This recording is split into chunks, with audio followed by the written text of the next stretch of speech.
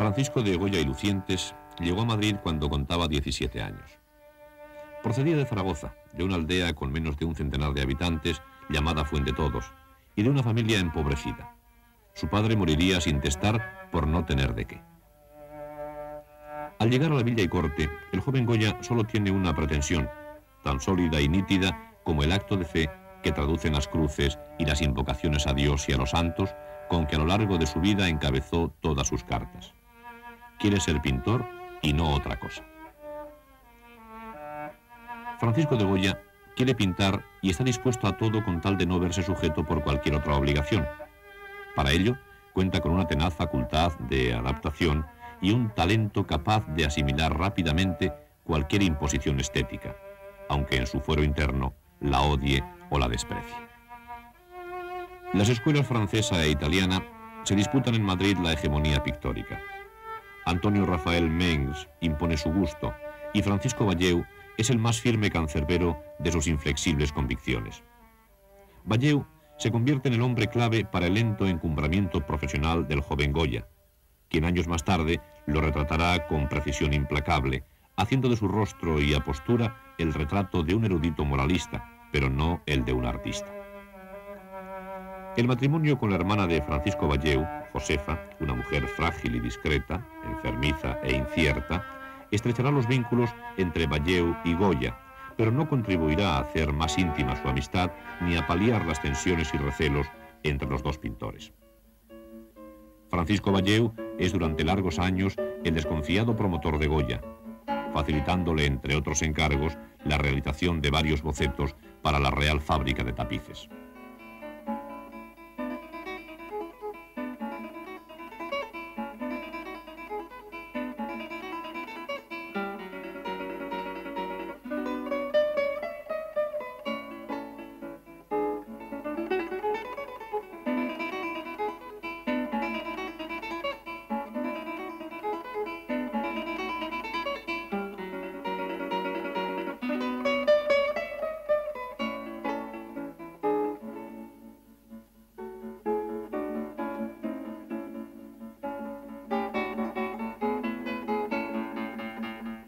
Hasta ese momento, la carrera del aragonés ha sido bastante desalentadora, pero las maquetas para los tapices le ofrecen la oportunidad de un trabajo estable, en cuya práctica se acrecienta su dominio de una técnica por la que no siente demasiado respeto.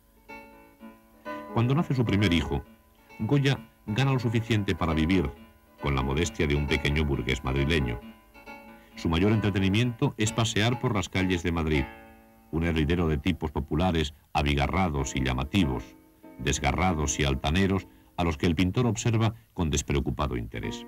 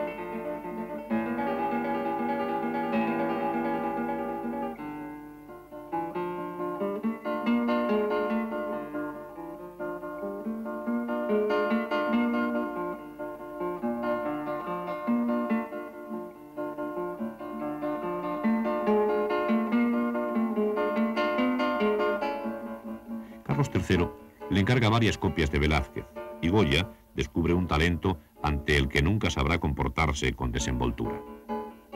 Un hombre como el aragonés, que carece de método con el que domeñar su rápida capacidad de asimilación, evolucionará ante Velázquez como ante todo a trompicones y con una ingenuidad que la experiencia transformará en amargura. Pero Velázquez le enseñará lo que no ha podido aprender en otro sitio: la certera penetración psicológica de un pincel diestro en la sutileza y en el distanciamiento.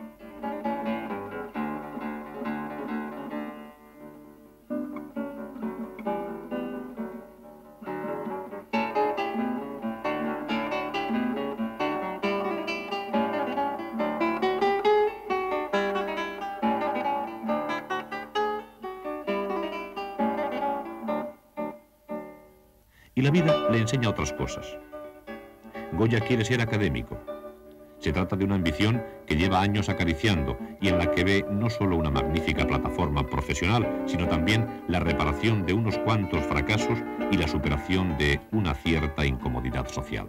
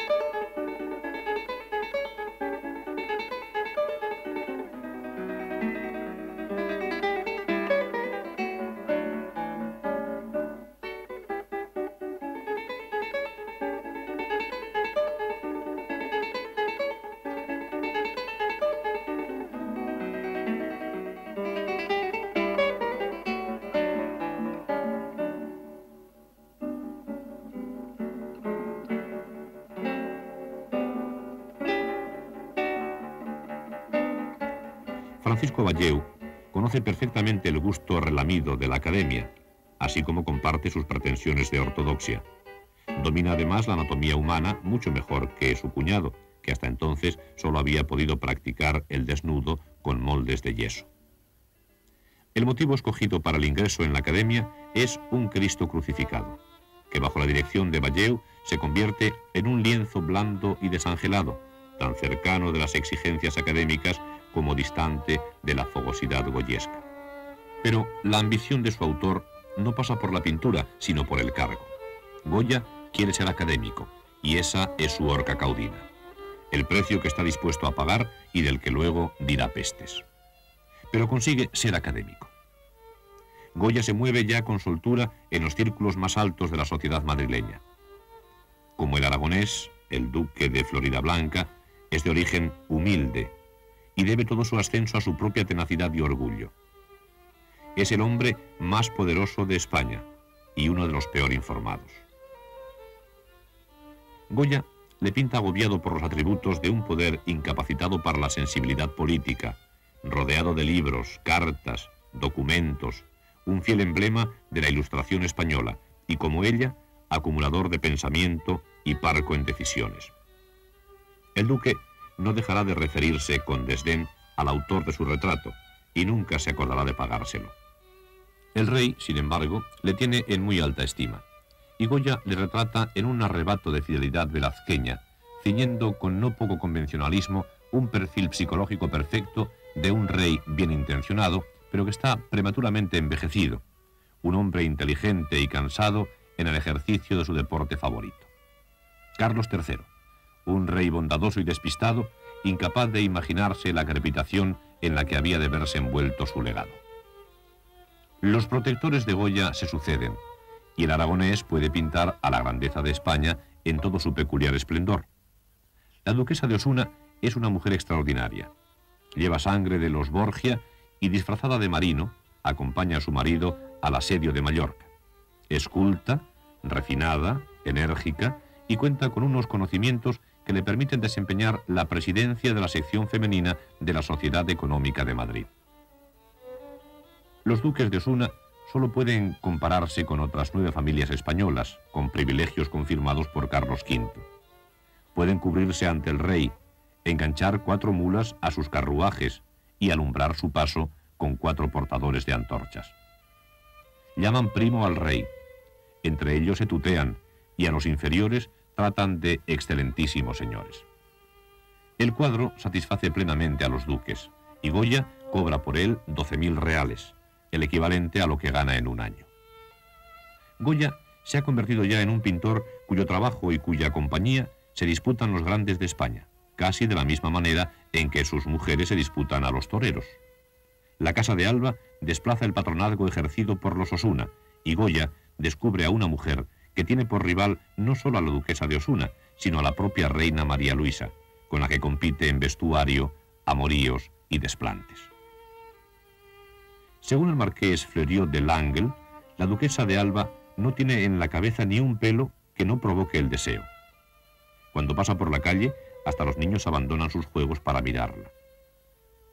La historia de amor entre el pintor y la duquesa, crónica de un apasionado y misterioso desacato, abre un periodo de inspirada vitalidad al que pertenecen las 4 estaciones, un encargo real destinado a decorar en el Escorial la alcoba del infante Gabriel, recién casado con María Ana Victoria de Braganza. En La Primavera, también llamada Las Floristas, como en todas estas escenas, Goya hace gala de la minuciosa observación de los tipos populares que conoce a lo largo de sus constantes paseos por Madrid y sus alrededores. El humor del pintor atraviesa una época de despreocupada jovialidad y el trabajo es rápido e impregnado de alusiones, tales como la referida a las meninas, patente en el homenaje velazqueño de la joven que ofrece una rosa al señorito.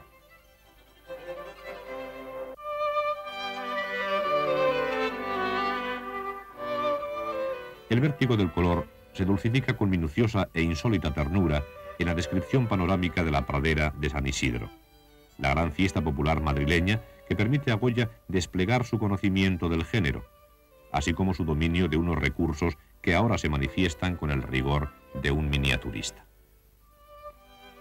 El gozo abigarrado de la fiesta bajo la gloria luminosa de la primavera contagian el entusiasmo del pintor, y la composición es todo un alborozado catálogo de anécdotas, actitudes y situaciones en un paisaje rural y urbano en el que cada elemento ha sido objeto de una pormenorizada atención. La luminosa alegría que impera en la pradera de San Isidro entrañaba, sin embargo, algo de despedida a un mundo juvenil y despreocupado, cada vez más invadido por la fortuna del triunfo profesional, los avatares de una pasión clandestina, las responsabilidades de unas relaciones sociales que habían puesto al aragonés en contacto con los círculos más distinguidos y elevados de una sociedad a la que no dejaba de observar con sorna, cuidadosa e indeclinable. Por el estudio de Goya pasa toda la historia de su época para sentarse y posar en 46 sillas y 8 taburetes recubiertos de damasco dorado. De los muros de ese estudio cuelga una tela de Correggio, 2 retratos de Velázquez, 10 estampas de Rembrandt, 4 de Wouverman y una colección de Pistorini. La biblioteca del pintor está valorada en 1.500 reales, su colección de joyas en 54.000. Y Goya se despide de ese mundo sabroso y dicharachero, abandonando un género, el de los cartones, en el que ha conseguido fama y el prestigio que representa su nombramiento como pintor real de cámara.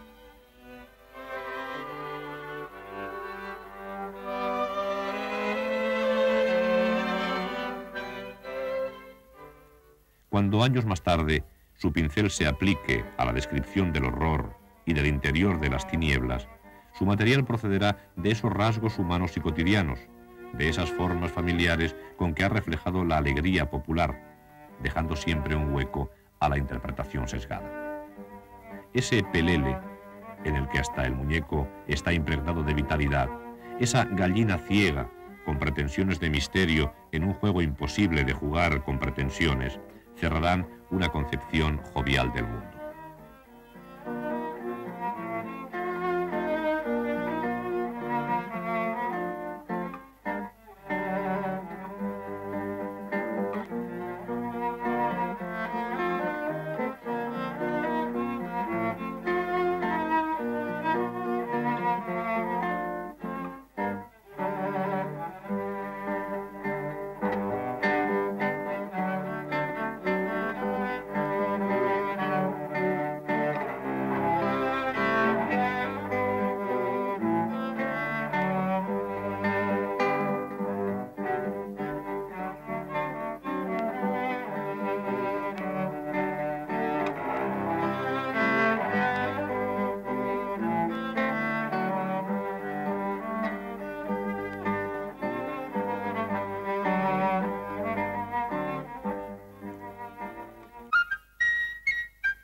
La reina María Luisa es retratada a lomo de su caballo marcial, y la dama advierte por carta a Godoy del gran parecido que percibe en su retrato. Sobre la chaqueta de solapas rojas, cuyos reflejos colorean su rostro, la reina luce galones de coronel de la Guardia de Corps.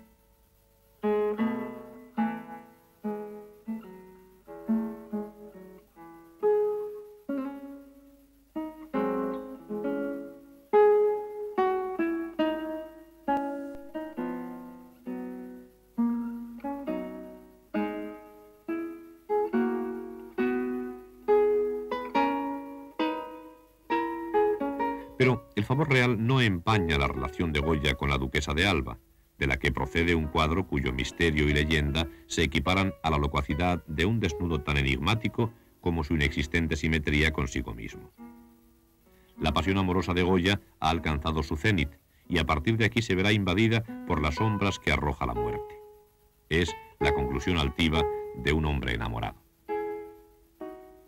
Varios años antes de conseguir el anhelado triunfo, una tarde de julio de 1781, con ocasión de una sesión solemne de la Academia, Goya conoce a Gaspar Melchor de Jovellanos, cuando el político no es sino un principiante en el mundo de la intriga palaciega y en la pugna a favor del progreso y de las luces. La huella del ilustrado es silenciosa pero inmortal. En una carta de Jovellanos al pintor, se le dirige como a don Francisco de Goya, y así comienza el aragonés a pintar sus cuadros. Gracias a su fuerte naturaleza, Goya sobrevive a una grave y misteriosa enfermedad que solo deja como huella la secuela de una sordera que le acompañará hasta el fin de sus días. Entre esa enfermedad de origen tan desconocido como la índole de su verdadera naturaleza y los violentos sobresaltos del amor, los celos y la muerte, surge un mundo visionario, grotesco, poderoso y crispado, en el que la plenitud del color y el vigor de los contrastes implican unas atroces sugerencias. Es el mundo de hechicerías, crueldades y maleficios que el contacto con la ilustración no ha conseguido desplazar y que aflora incoercible cuando la intuición y la rústica inteligencia de Goya comienzan a verse superadas por la amargura y el horror.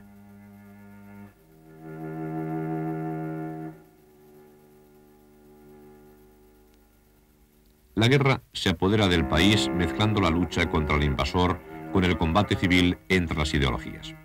Los colores dejan de estar al servicio de la descripción estática y se alían con el vértigo de las masas trabadas en una lucha recorrida por la desesperación y la ciega degollina. Los cascos de los caballos patinan sobre las losas y la luz descubre colores violentamente inauditos en las carnes. Hombres como Moratín, Iriarte, Meléndez Valdés constituyen la médula intelectual del entusiasmo ilustrado que la revolución logrará suscitar en una minoría a la que Goya pertenece. Pero, en el caso del pintor, la compleja ambigüedad de quien sospecha de toda ilusión política se añade a la visión del sanguinario empeño que puede ocultarse tras cualquier ideología. En Goya, el fatalismo corroe toda esperanza. La sangre llama a la sangre y el hombre se convierte en un ser dispuesto a inmolarse en la destrucción de sus semejantes. El horror no está tanto en el hombre que abre los brazos para recibir a la muerte, sino en quienes esperan ocupar su puesto ante esa fila de soldados descrita con un penetrante sentido moderno de lo que es y significa la máquina de matar. El gigantesco monstruo de la guerra arrojará su sombra durante largos años de ese siglo fracasado. Goya manifiesta: quien aspire al nombre de artista ha de ser capaz de reproducir de memoria con el pincel o el lápiz cada escena o cada incidente con todos sus rasgos esenciales después de haberlo visto una vez. Y pinta los testimonios de su memoria cuando la guerra ha concluido y Fernando VII ha regresado ya, estableciendo una represión de la que Goya se librará utilizando sus pinceles como salvoconducto ante cualquier acusación de afrancesado. La apoteosis del general Palafox, rebosante de admiración, sirve a ese mismo designio, pero fracasa. Goya considera el cuadro como una de sus obras maestras y pide 100 doblones por él. Palafox rechaza el precio y el cuadro queda en poder de su autor. Fernando VII, en la apoteosis de su poder, es la cristalización de la inalienable capacidad descriptiva de Goya, que hace de la fidelidad de sus pinceles el vehículo de su desprecio. La capacidad de adaptación del aragonés ha concluido, como también cualquier rescoldo de confianza real en sus posibilidades. Goya inicia el largo ostracismo físico y mental que le conducirá a un exilio completo. La amargura, el desaliento, el escepticismo no podrán borrar del todo esa patética atención de sordo al acecho de la irrupción de unos ruidos que no podría oír. Durante los años que preceden a su muerte, Goya vivirá ensimismado en lo que vio realmente y en lo que supo ver sobre el filo desolador de sus pesadillas. Debajo de uno de sus caprichos puede leerse: Quien está llamado a vivir entre los hombres será jeringado implacablemente. Si quiere evitarlo, no tiene más que irse, vivir en el fondo de un bosque, y cuando esté allí, se dará cuenta de que también ese género de vida tiene su lado jeringante.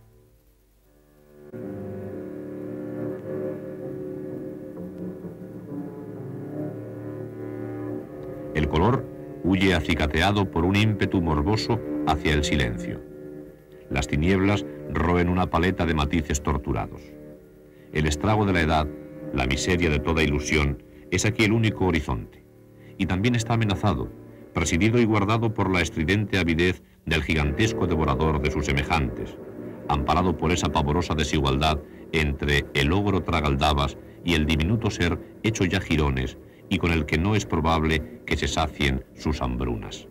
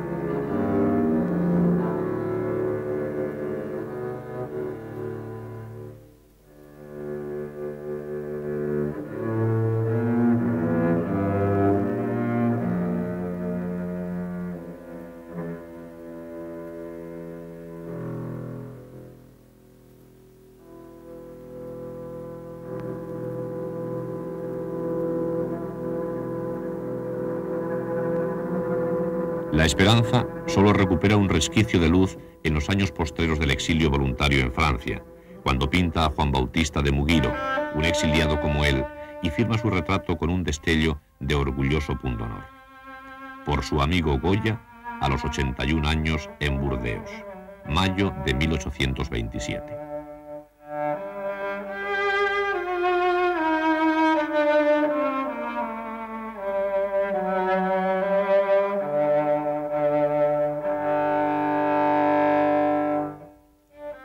Y el pintor aragonés, que tantas veces ha estado a punto de morir, que aprendió a vivir entre los fantasmas de una miseria nacional, cumple antes de morir un designio de color rebosante de luz y de vitalidad en el rostro y en el pecho de una joven de Burdeos. Una lechera que es el último guiño de un artista que en el umbral de la muerte se recrea en la luz en la que hubiera deseado beber un suspiro más de vida.